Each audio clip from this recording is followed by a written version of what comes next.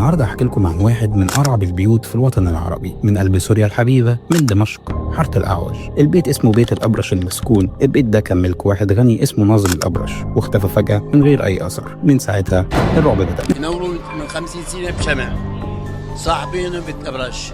ناس بتسمع صريخ، سلاسل بتتجر، نور بيولع ويطفي لوحده. واحدة شافت ست لابسة أبيض واقفة في البلكونة واختفت قدام عينيها. ناس حاولوا يسكنوا فيه بس كلهم هربوا. واحد بيقول صحيت لقيت علامات على جسمي، وواحدة بتقول شافت عيون بتبص لها من السقف. والبيت لحد دلوقتي فاضي، محدش قادر يقرب له. ناس بتقول البيت مسكون، بس في ناس تانية شايفة إن كل ده كلام وإنه مجرد بيت قديم. بس تعالى هنا، في وقت الثورة السورية الشرطة كانت بتنهب بيوت الناس. ليه البيت ده تحديدا محدش قرب له؟ ده في حتة ممتازة، ولو اتظبط هيبقى قصر. الكلام ده بيأكد إن وراه سر مخيف يمكن لسه محدش عارفه. والسؤال هنا، هل تقدر تخش البيت ده ولا هتخاف زي اللي قبلك، ولا ده مجرد خرافة؟ أنا فارس سيد، وعملت الحلقة دي بالذكاء الاصطناعي عشان مكسل أصور.